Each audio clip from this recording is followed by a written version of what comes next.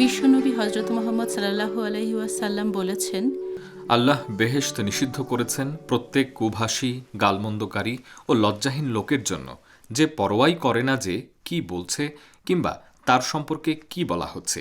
জেনে রাখো, যদি তার বংশ তল্লাশি করো তাহলে দেখতে পাবে যে হয় সে জারজ, না হয় শয়তানের ঔরস থেকে।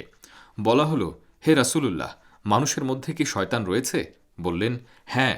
তোমরা কি পড়ো না, আল্লাহর বাণী আর অংশীদার হও তাদের মাল সম্পদে আর সন্তান সন্ততিতে। তিনি আরও বলেন, যাকে তুমি উপকার করবে সে তোমার উপকার করবে, আর যে ব্যক্তি সময়ের অপ্রত্যাশিত দিনগুলোর জন্য ধৈর্যের প্রস্তুতি গ্রহণ করবে না সে ব্যর্থ হবে।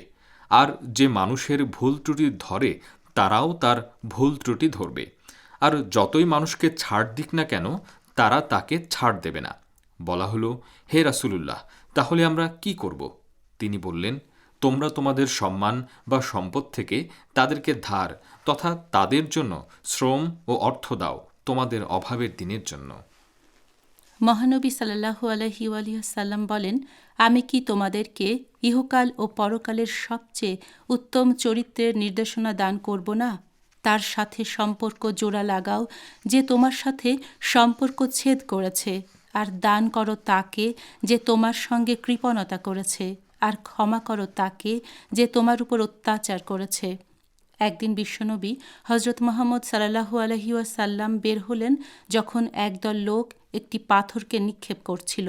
তখন তিনি বললেন, তোমাদের মধ্যে সবচেয়ে শক্তিশালী ব্যক্তি হল যে সে রাগের সময় আত্মসংবরণ করতে পারে, আর সবচেয়ে বড় ভারোত্তোলনকারী হল সে যে প্রতিশোধ গ্রহণের ক্ষমতা থাকার পরও ক্ষমা প্রদর্শন করে।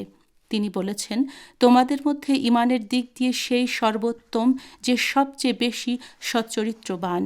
মহানবী সাল্লাল্লাহু আলাইহি ওয়াসাল্লাম বলেন, সচ্চরিত্র তার অধিকারীকে সারাদিন রোজা রাখা ও সারা রাত জেগে ইবাদত করা ব্যক্তির সমান মর্যাদায় পৌঁছে দেয়।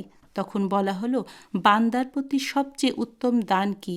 তিনি বললেন, উত্তম চরিত্র। তিনি বললেন, সচ্চরিত্র বন্ধুত্বকে মজবুত করে। তিনি আরও বলেছেন, হাসি খুশি মুখ শত্রু